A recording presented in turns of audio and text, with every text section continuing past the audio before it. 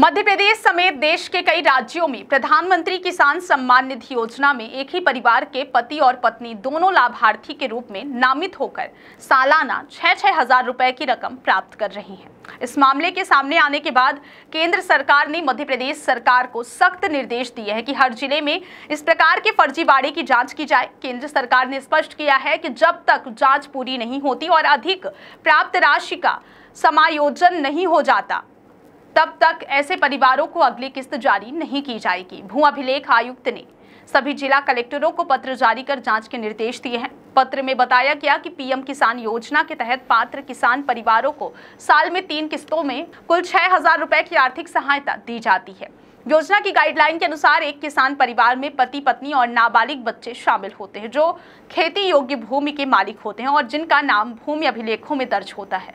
सरकार ने पाया है कि कई परिवारों में पति और पत्नी दोनों अलग अलग खाते बनाकर दोहरा लाभ उठा रहे हैं, जो नियमों के खिलाफ है। ऐसे मामलों में दोनों को पोर्टल पर अपात्र घोषित किया जाएगा। जून में प्रधानमंत्री नरेंद्र मोदी द्वारा पीएम किसान योजना की अगली किस्त जारी की जानी है। इससे पहले सभी संदिग्ध लाभार्थियों की पहचान कर उन्हें भुगतान से वंचित करने की कार्यवाही अनिवार्य है।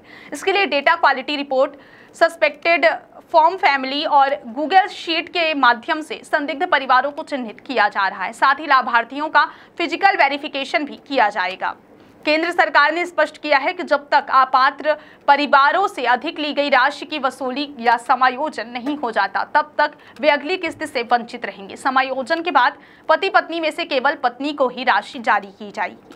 केंद्रीय कृषि एवं किसान कल्याण मंत्री शिवराज सिंह चौहान के विभाग ने केंद्र सरकार को पत्र भेजा है जिसमें आधार लिंक ई-केवाईसी प्रक्रिया में सामने आई गड़बड़ियों का उल्लेख है। जिसमें एक ही परिवार के पति पत्नी दोनों का अलग अलग रजिस्ट्रेशन, एक ही राशन कार्ड पर एक से अधिक पंजीकरण और पिता पत्नी के नामों में समानता जैसे मामले शामिल हैं। पत्र में जांच प्रक्रिया को पूरा करने के विस्तृत निर्देश भी दिए गए हैं। फरवरी माह में हुई किस्त वितरण के समय प्रदेश में कुल 85,60,646 पात्र लाभार्थी सूचीबद्ध थे।